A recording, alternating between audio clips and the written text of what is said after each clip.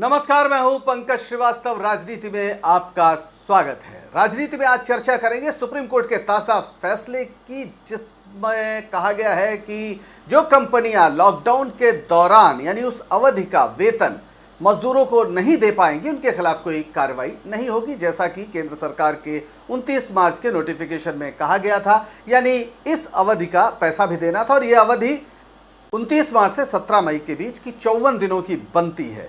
जो ये नोटिफिकेशन था, इसके खिलाफ कई कंपनियां अपनी याचिकाएं लेकर गई थी सुप्रीम कोर्ट, और उन्होंने कहा था कि वो पैसा नहीं दे सकती हैं। और सुप्रीम कोर्ट ने पहले फैसला सुरक्षित रखा। जस्टिस अशोक भूषण की अध्यक्षता वाली इस पीठ में जस्टिस संजय किशन कौल और जस्टिस MR शाह भी हैं। तो फैसला आज सुनाया गया और उसमें यह कहा गया किसी पर कोई कार्रवाई नहीं होगी और सबको मिल बैठकर, यानी नियोक्ताओं को और कर्मचारियों को मिलकर कोई रास्ता निकाल लेना चाहिए। और अगर वो रास्ता नहीं निकाल पाते तो राज्य सरकारों का जो श्रम विभाग है वो इसमें मदद करेगा। अब जाहिर है बहुत से सवाल पैदा हो गए हैं, क्योंकि जो पैसा मिलता है कर्मचारियों को, उसके लिए देश में कुछ कानून है, उस वेतन की सुरक्षा का कुछ कानून है और श्रम संबंधी जो अधिकार हैं उनसे भी जुड़े कानून हैं। तो सवाल ये पैदा हो रहा है कि क्या ये फैसला जो वेतन संबंधी करार होता है नियोक्ता और कर्मचारियों के बीच, उसका उल्लंघन नहीं है? क्या ये फैसला सीधे सीधे मजदूरों के खिलाफ और कंपनियों के पक्ष में खुले रूप का एक बयान नहीं है? क्या ये फैसला इस बात को जो छोड़ता है श्रम विभागों पर, क्या श्रम विभाग उन कानूनों के बारे में जानते हैं जो इससे इतर कोई फैसला कर सकते हैं, यानी मजदूरों के हक के खिलाफ? और सुप्रीम कोर्ट ने खुद ये जिम्मेदारी क्यों नहीं ली, अपने श्रम कानूनों के आलोक में फैसला क्यों नहीं किया? क्यों ये फैसला किया कि वो कोई फैसला नहीं करेगा? क्या ये सामान्य बात है? और ऐसे में फिर सवाल ये भी उठता है कि आखिर बहुत सारे लोग जो मजदूरों के हक में, कर्मचारियों के हक में बोलते हैं, वो मुखर आवाजें कितनी मुखर हैं और कहाँ हैं? इन्हीं मुद्दों पर हम अगले आधे घंटे तक चर्चा करेंगे। राजनीति में हमारे साथ हैं सुप्रीम कोर्ट के वकील संजय चड्ढा और भारतीय मजदूर संघ के नेता गिरीश आर्या और एटक यानी all India trade union Congress की नेता अमरजीत कौर। सबसे पहले शुरुआत संजय जी आपसे। ये जो फैसला आया है, क्या इस देश का जो मजदूर है, जो अपने खून पसीने से मेहनत करके पूंजी का निर्माण करता है और उसका एक बहुत छोटा सा हिस्सा वेतन के रूप में उसे मिलता है, क्या आज हम इस स्थिति में हैं कि ये जो सदियों के संघर्ष के बाद अर्जित कानून थे, सुप्रीम कोर्ट उसका भी झंडा बुलंद नहीं कर रहा, कह रहा कि आपस में मिलकर फैसला कर लीजिए? फिर कोर्ट का मतलब क्या रह गया? देखिए, जहां तक बात है इस पर्टिकुलर एस्पेक्ट की कि क्या आज निर्णय हुआ, और सुप्रीम कोर्ट ने सिंपली ये कह दिया कि ये ड्यूटी है कि आप लोग, क्योंकि ये एक आपातकाल स्थिति है, इसमें आप एक निर्णय जो है इस चीज का वो ऐसे लीजिए कि आप नेगोशिएट कर लीजिए, और अगर आप जो कंपनियां हैं वो नेगोशिएट नहीं कर पाती हैं तो वो प्रायः उनको ये करना होगा कि आप जाइए और जो वहां की राज्य सरकार, क्योंकि जो लीगल प्रोविजन है वो ये बताते हैं कि आप जाइए और जो स्टेट का लेबर डिपार्टमेंट है उसकी मदद लेते हुए आप उन करने का प्रयास करिए, नेगोशिएट करिए। नेगोशिएशन से, क्योंकि कई बातें उठी, मतलब मैं इस जब निर्णय के विषय में मैं थोड़ा सा अध्ययन कर रहा था तो मैंने ये कहा कि मैंने ये सोचा, और ये बातें जो सामने आई कोर्ट में ये भी कहा गया, जस्टिस अशोक भूषण जी ने ये कहा कि आप ये बताइए कि आपने ये ऑर्डर तो पास कर दिया 29 मार्च का, क्या अगर वो जो एम्प्लॉयर है, कंपनी है, वो उस ऑर्डर को फॉलो ना करे तो आप क्या कीजिएगा? क्या होगा अगर आप मतलब क्या आप उनके खिलाफ प्यूनिटिव एक्शन ले सकते हैं? एक ओर से ये बात उठी, और दूसरी ओर से ये भी बात उठी कि ESIC का फंड है, ESIC का तकरीबन 90,000 करोड़ रुपए पड़े हैं, उसका क्या हुआ? वो वहां से दे दीजिए फंड, पैसा अगर देना है। 20 लाख करोड़ रुपए का आप प्रोटेक्शन दे रहे हैं सारी कंपनियों, सारे तमाम फील्ड्स को पैकेज लेके गवर्नमेंट आई है। क्या सिर्फ और सिर्फ 30,000 करोड़ रुपए की बात है? आप मिनिमम वेज क्यों नहीं दे देते? सरकार क्यों नहीं दे देती? आपको एक बैलेंस उठा के चलना पड़ेगा। इंदिरा जयसिंह अपीयर हो रही थी, उन्होंने ये बात कही, उन्होंने कहा क्यों नहीं आप इन फंड्स का इस्तेमाल कर लेते? और उन्होंने बल्कि इसमें यहां तक वो चले गए और कहा कोर्ट के आगे तमाम वकीलों ने ये भी कहा कि क्या ये मजदूरों के खिलाफ वर्जी नहीं हो रही है? क्या आप किसी और लोगों को प्रोटेक्शन दे रहे हैं, इंडस्ट्रीज को, तमाम चीजों को? क्यों नहीं आप मिनिमम वेज दे सकते हैं? आपके पास फंड्स पड़े या तो फंड्स ना हो। 20 लाख करोड़ रुपए आप खर्च रहे हैं, उसमें से आप 30,000 करोड़ रुपए बनते हैं और जो सेक्टर है टोटल। फिर बात आई कि चलिए कंपनियां जो हैं वो नॉर्मल अपने उनको दे देंगी। कॉन्ट्रैक्ट लेबर एक बहुत बड़ा आज हमारे सामने, जो कॉन्ट्रैक्ट लेबर पे काम करते हैं उन लोगों का इशू बहुत इंपॉर्टेंट है। उनको कौन पे करेगा? उनको तो कंपनी ना दे तो किसी भी इंडस्ट्रियल डिस्प्यूट एक्ट में आप नहीं कर सकते उनके खिलाफ केस। कुल मिला के संजय जी, ये कुल मिला के आप जो बता रहे हैं वो इतना तो साफ है कि सारी दलीलों के बावजूद सुप्रीम कोर्ट ने कि फैसला किया कि वो कोई फैसला नहीं करेगा, और शायद सबसे बड़ी चिंता की बात यही है। और एक सवाल और है, और वो ये है, गिरीश जी आपसे पूछूंगा कि क्या मार्च आते ही, तुरंत लॉकडाउन का ऐलान होते ही सभी कंपनियां घाटे में चली गईं? यानी अब तक जो उसके पास पैसा है, जैसे ही लॉकडाउन घोषित हुआ वो सारा पैसा गायब हो गया और उनके पास मजदूरों को देने के लिए कुछ नहीं है। और सुप्रीम कोर्ट बजाय इसके कि इन 54 दिन यानी लगभग 2 महीने का जो वेतन है उन मजदूरों का, जो सिर्फ अभी हम संगठित मजदूरों की बात कर रहे हैं जिसकी ओर इशारा संजय जी ने किया, संगठित क्षेत्र वो तो भूल जाइए, लेकिन उनके भी जीवन यापन के लिए कुछ इंतजाम होना चाहिए था, वो नहीं हुआ। आप बीएमएस से जुड़े हैं, आप बताएं कि इस पर आपकी प्रतिक्रिया क्या है? देखिए, ये बड़ा दुर्भाग्यपूर्ण है कि 70-75 वर्ष में हमने कैसा विकास किया है कि वेल्थ तो है मगर दरिद्रता है। कि 2 दिन के लॉकडाउन में इस देश का उद्योगपति इतना दरिद्र हो गया कि अपने मजदूरों को देने के लिए उसके पास सैलरी नहीं है और वो सरकार से तरह तरह की जो है माफी मांग रहा है कि मुझे ये माफ कर दो, मुझे वो माफ कर दो। हमें बहुत कुछ उम्मीद ये थी कि सुप्रीम कोर्ट से कुछ राहत कर्मचारियों को मिलेगी। सुप्रीम कोर्ट ने बीच में बहुत सख्त स्टैंड भी लिया और उन्होंने कहा कि हम माफी देंगे, मगर सारी कंपनियां अपनी बैलेंस शीट जो है सुप्रीम कोर्ट में ला करके जमा करें। उस बैलेंस शीट के आधार पर हम देखेंगे कि उनको कितनी राहत दी जाए, कैसे दी जाए। मगर आज का जो सुप्रीम कोर्ट का फैसला है, देखिए सुप्रीम कोर्ट हमारे सब के लिए बहुत सम्माननीय है, हम सब उसका मान करते हैं, मगर आज का जो निर्णय है वो जो है बहुत निराशापूर्वक है। सुप्रीम कोर्ट को इधर या उधर निर्णय करना चाहिए था। हमारी जो प्रक्रिया है, हम सब जानते हैं, हम ट्रेड यूनियन करते हैं, 40 साल ट्रेड यूनियन करते हो गए। हमारी प्रक्रिया इतनी लंबी है, अगर कोई श्रम विभाग में एक केस चला जाता है, उसका डिस्पोजल होते होते 20 साल लग जाते हैं। तो ये जो श्रम विभाग पर डाल दिया है, जो कंपनी, अगर मजदूर और कंपनी दोनों मिलकर के ही फैसला कर सकती हैं, तो कंपनी का तो, मालिक का तो देने का ध्येय ही नहीं है, उद्देश्य ही नहीं है, उसकी मंशा ही नहीं है, तो वो तो देने के लिए आगे बढ़ेगा ही नहीं। अब जो है ये मामला चला जाएगा श्रम विभाग में, इसका मतलब ये लटक जाएगा। अब ये जो कहाँ से पैसा आएगा, कैसे आएगा, कैसे नहीं आएगा, ये सरकार जाने। मगर अगर जरा सा भी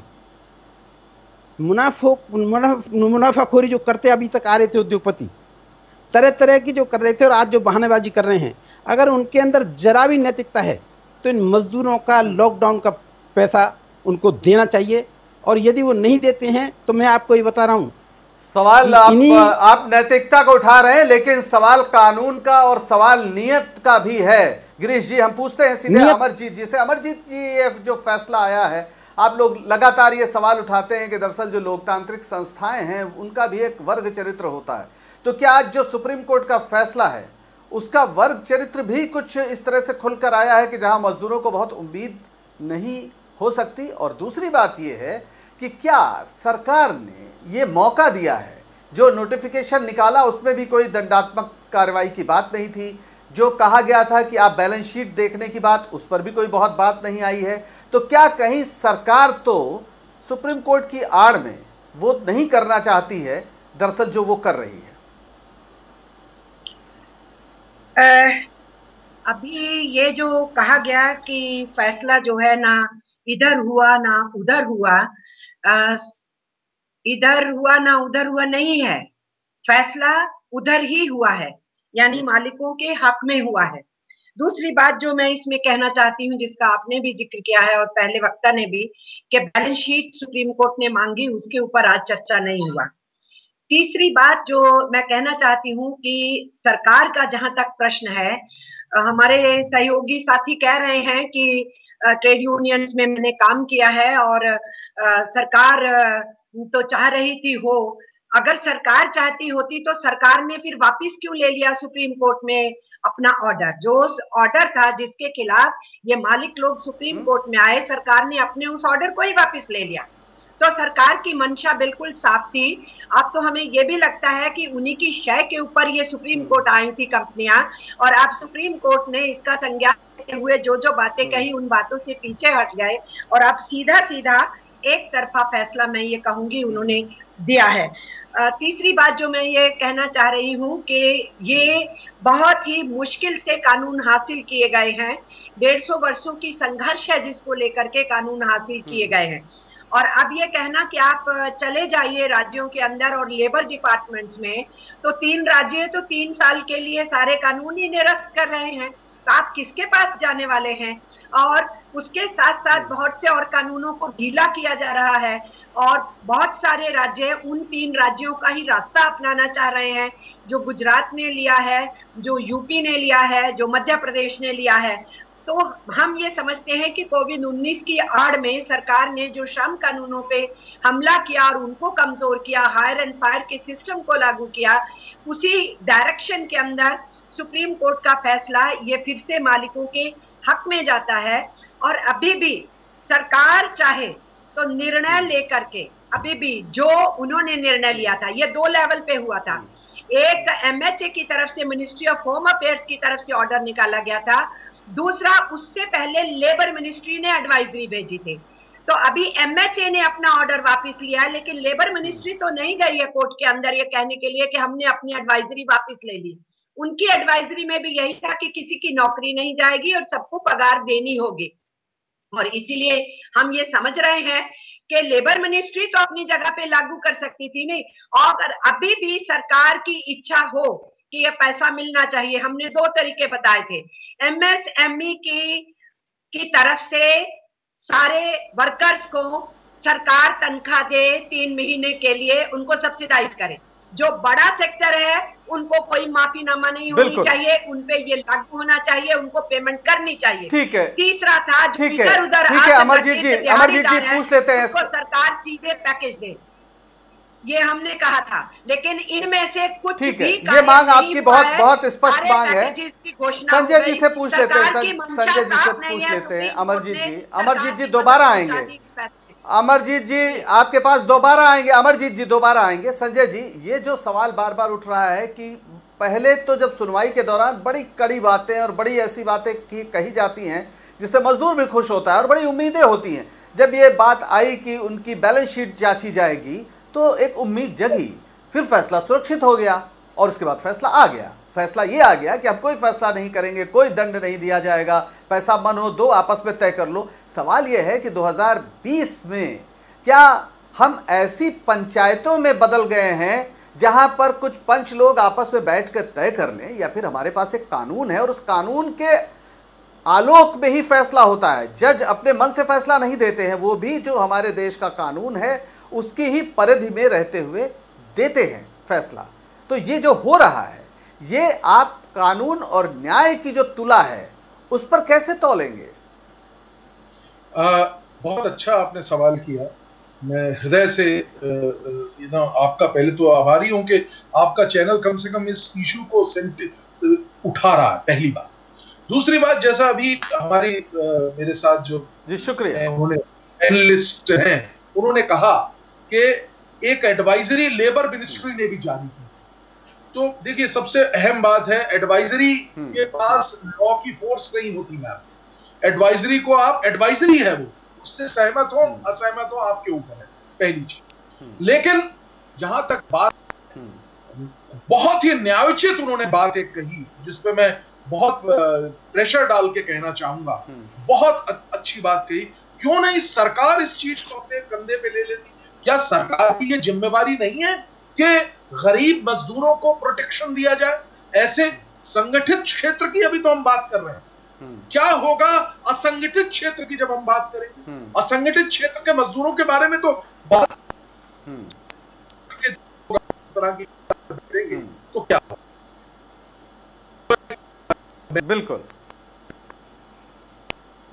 बिल्कुल। आपकी आवाज थोड़ा सा कुछ कट रही है संजय जी, हम आएंगे आपके पास। तो अभी तो संगठित क्षेत्र का ही मसला है, जो असंगठित क्षेत्र है उसके बारे में तो कोई बात ही अभी फिलहाल नहीं हुई। और जो 50 करोड़ से ज्यादा है ऐसा कहा जाता है, बहरहाल पूरे देश की व्यवस्था इन्हीं के कंधों पर है। लेकिन जब संकट आया है तो शायद इन्हीं कंधों को सबसे ज्यादा तकलीफ देने की पूरी सिस्टम में हमें एक तेवर उसका इसी रूप में नजर आता है। गिरीश आर्या जी, सरकार आखिर खुद आगे बढ़ के कोई फैसला क्यों नहीं करती है? आपने सुप्रीम कोर्ट पे छोड़ा, सुप्रीम कोर्ट ने श्रम विभाग पे छोड़ा। श्रम विभाग कैसा है क्या है उसके बारे में आपसे ज्यादा कौन जानेगा, अभी आपने खुद बताया है। क्या आपको नहीं लगता कि सरकार दरअसल इस पूरे कानूनी पेच में या अदालत की जो, मैं इसे धोखे की टट्टी कहूं अगर मुहावरे में तो गलत नहीं होगा, इसकी आड़ में दरअसल सरकार अपना चेहरा छिपा रही है? अन्यथा वो आगे बढ़कर सीधे इमरजेंसी हालात की घोषणा कर सकती है। वो कह सकती है कि आपको पैसा देना पड़ेगा और अगर आप नहीं दे सकते, आपकी बैलेंस शीट ऐसी अनुमति नहीं देती है, तो फिर सरकार देगी। सरकार होती किस लिए, किस दिन के लिए सरकार होती है? गिरीश जी देखिए, आपने ठीक कहा, सरकार को अपना काम करना ही चाहिए और अपनी जिम्मेदारी से नहीं भागना चाहिए। मगर प्रश्न यहां होता है कि जिन लोगों के लिए उन्होंने मजदूरों ने काम किया, उनको इतना क्लीन चिट जो है कैसे दी जा सकती है, उनको कैसे मुक्त किया जा सकता है कि वो जो है इतने सालों से काम कर रहे हैं, इतने दिन की कमाई जो उन्होंने रखी थी, क्या ये 2 दिन के अंदर दरिद्र हो गए, भिखारी हो गए? इनकी जिम्मेदारी से कैसे मुक्त किया जा सकता है? सरकार को निश्चित रूप से, सरकार के पास कुछ ऐसा भी नहीं है कि जो दंडात्मक कार्रवाई कर सके, मगर यदि ये नहीं करते हैं तो हम ये मांग करते हैं कि सरकार किसी भी मद में से पैसा निकाल करके, किसी भी तरह से करके, हमें कोई मतलब नहीं है, उसको मालिक दे, सरकार दे, सुप्रीम कोर्ट दे। सबसे ज्यादा निराशा सुप्रीम कोर्ट से हुई है कि सुप्रीम कोर्ट को ये मामला पंचायत में नहीं फेंकना चाहिए था, चाहे इधर करते या उधर करते। उन्होंने जो फेंका है, मैं सहमत करता हूं इस बात के लिए, ये उद्योगपतियों के पक्ष में फैसला गया है। मगर ये बात बड़ी विचारणीय है कि अभी जो है मेरी बहन बोल रही थी कि सरकार, सुप्रीम कोर्ट और मालिक तीनों मिल गए।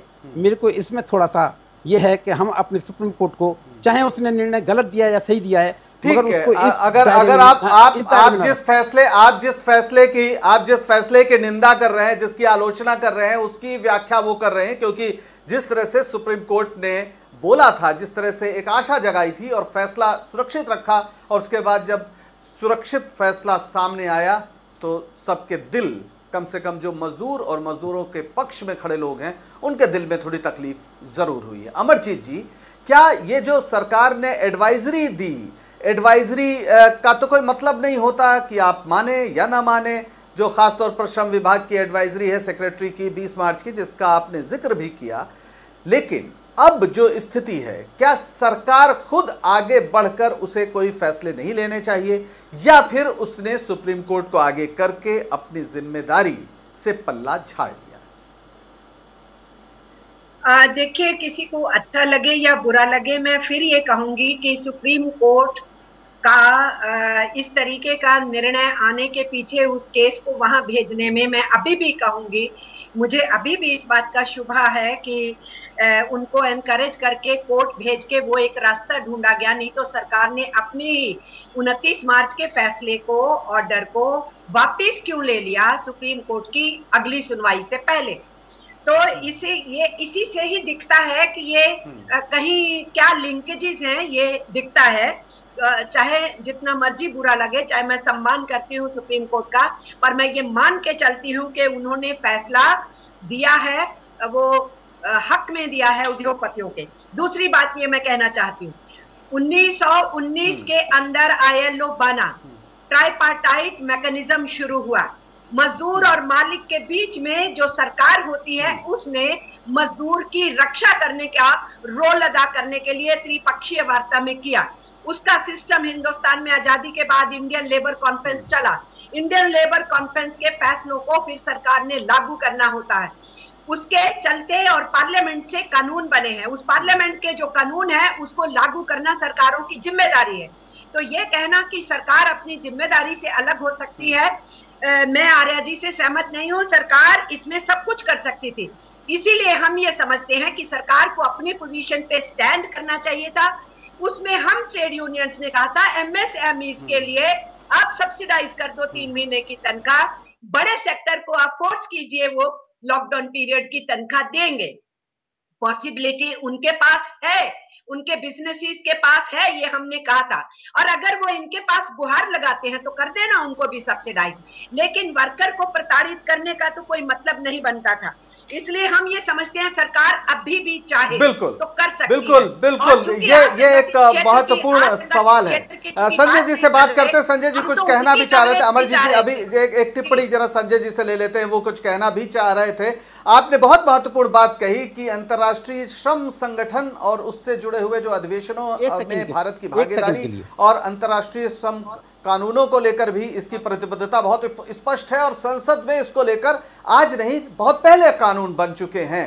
तो ऐसे में संजय जी क्या हम ये मान लें कि अब ये सरकारों की इच्छा पर है कि वो अपने ही संविधान के जो दायित्व हैं उससे मुंह मोड़ सकती है और सुप्रीम कोर्ट ये कहेगा कि आपस में तय कर लीजिए, भूल जाएंगे सारे हम श्रम कानूनों को, लेबर जितने भी अंतर्राष्ट्रीय स्तर पर श्रम संगठन और श्रम कानूनों के प्रति प्रतिबद्धता है हम सब भूल जाएंगे, इसका अधिकार है हमें? देखिए अहम बात है, मैं आपको ये बताना चाहता हूँ कि कोई भी कंपनी, कोई भी जो है वो कोई भी एस्टेब्लिशमेंट जो है वो बिना मजदूरों के नहीं चल सकता। इसी प्रकार मजदूरों को भी उन पे निर्भर होना चाहिए। जैसा कि अमरजीत जी अभी कह रही थी, देखिए इवन अगर मैं आपको एक प्रोविजन बताता हूं इंडस्ट्रियल डिस्प्यूट एक्ट में, अगर ले ऑफ होता तो उसमें भी 50% सैलरी देने का प्रावधान होता है कि 50% सैलरी दिया जाएगा।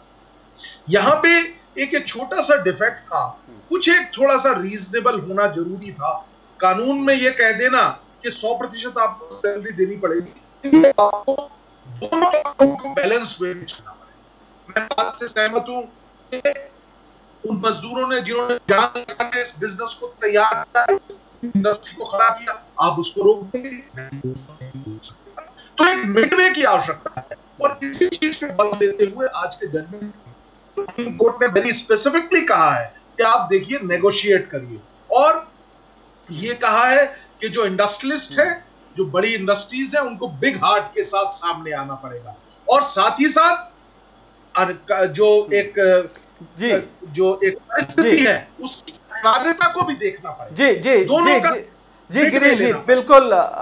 यहाँ पे समय कम है, छोटी छोटी टिप्पणियां ले लेते हैं। गिरीश जी आपने सुना कि किस तरह से ये बात कही जा रही है कि अपने कानूनों को ही अगर सरकार नहीं माने तो आप ये नहीं कह सकते कि सरकार कुछ कर नहीं सकती है। सरकार के पास सारी शक्ति है और ये शक्ति उसे संसद ने दी है और जो पूरे कानून है वो संविधान में वर्णित है, संविधान का हिस्सा है। तो आप ये कैसे कह सकते हैं कि सरकार इस पे कुछ नहीं कर सकती और जो उद्योगपति हैं या मालिक हैं, नियोक्ता है, उनको बड़ा नैतिक होना चाहिए? गिरीश जी मुझे लगता है मेरी बात को पूरी तरह से लिया नहीं गया। मैंने ये कहा कि पहली जिम्मेदारी उन मालिकों की है जिनके यहाँ वो मजदूर काम करते थे। यदि वो मालिक किसी भी तरह से अपने कर्तव्य का निर्वहन करने में फेल होते हैं तो मजदूरों को सैलरी मिलनी चाहिए। वो सैलरी फिर गवर्नमेंट के द्वारा उनको दी जानी चाहिए, उनको उनके हक से वंचित नहीं रखना चाहिए। सुप्रीम कोर्ट से बहुत उम्मीद थी, उस सुप्रीम कोर्ट ने उम्मीद को मजदूरों को तोड़ दिया है। मगर मैंने एक बार भी ये कभी नहीं कहा कि केवल और केवल ये पैसा जो है मालिकों को ही देना चाहिए। अगर मालिक फेल होते हैं, मालिक दरिद्र हो गए हैं, उन्होंने कहा बड़ा, सुप्रीम कोर्ट ने कहा कि बड़ा दिल दिखा करके, बिग हार्ट तो उनके है ही नहीं, वो हार्टलेस हो गए। इसलिए जो है अब जिम्मेदारी जो है सरकार के ऊपर आ गई है। सरकार सुनिश्चित ठीक है कि बड़े से ठीक है, आपने नहीं कहा कि आपके हिसाब से आप केवल उनको जिम्मेदार नहीं ठहरा रहे हैं, लेकिन असली चीज जो सवाल, असली सवाल है कि सरकारों के पास सारा अधिकार है और वो अपनी जिम्मेदारी से बच रही है। अमरजीत जी, आखिरी टिप्पणी आपकी, अगर नहीं मानेंगे अब मालिक या नियोक्ता तो क्या रास्ता है आपके पास? अब तो सुप्रीम कोर्ट ने भी कह दिया कि फैसला कर लीजिए, क्या करेंगे? हम तो लड़ाई लड़ेंगे और जो कानून अभी देश के अंदर मौजूद है, निरस्त नहीं हुई है, उनका सहारा भी लेंगे, लेकिन हम लड़ाई लड़ेंगे, उसके बिना तो कोई चारा नहीं है। और जैसा संजय ने कहा, जब किसी को आप सस्पेंड भी करते हैं तो 50%, ले ऑफ करते हैं तो 50% आपको पगार देनी पड़ती है। जब हम हड़ताल करते हैं तो नो वर्क नो पे का कंसेप्ट कब आता है? यहाँ मजदूर ने हड़ताल नहीं की है, सरकार ने लॉकडाउन किया और अचानक सब कुछ ठप हुआ और उसमें मजदूर की रोजी रोटी गई। तो इसमें सरकार भी इसमें संज्ञान उसको लेना है और उसको यही सोच करके ही शायद उन्होंने एडवाइजरी दी और फिर बाद में एमएचए ने जो ऑर्डर किया था उस ऑर्डर को वापस लेना ही हम समझते हैं सरकार की गलती थी। सरकार को इसको इम्प्लीमेंट करना चाहिए और जो पगार है वो किस रेशो में देंगे, पूरी दुनिया का नाम गिनाते हैं ये जब कोविड-19 की बहस करते हैं। दूसरे देशों की सरकारों ने 80% दिया पैकेज अपनी तरफ से लोगों को जो है भत्ता देने के लिए जिनका रोजगार चला गया। आज भी मैं कहूंगी कि सरकार बिल्कुल समय कम है अमरजीत जी, आपके लड़ने के हौसले का हम सलाम करते हैं। बिल्कुल आपका लड़ाई करना आपका जायज हक है कि आप मजदूरों की आवाज उठाएं, और ये सबसे बड़ा सवाल लेकिन ये है कि कानून जो पहले से मौजूद हैं उसको बचाने के लिए लड़ाई लड़नी पड़ेगी, उसको लागू करने के लिए लड़ाई लड़नी पड़ेगी। जिस कानून को लागू करने के लिए संविधान की शपथ लेकर देश में कोई सरकार बनती है, अगर उन्हीं को लागू कराने के लिए लोगों को सड़क पे उतरना पड़े तो फिर सवाल यही है कि सरकार है क्यों और किसके लिए है। और एक बात तो शाश्वत सत्य है कि अगर इंसाफ नहीं होगा तो अमन भी मुमकिन नहीं है। आप सबका शुक्रिया इस परिचर्चा में शामिल होने के लिए। राजनीति में बस आज इतना ही। मुझे दीजिए इजाजत और बने रहिए स्वराज एक्सप्रेस के साथ। नमस्कार।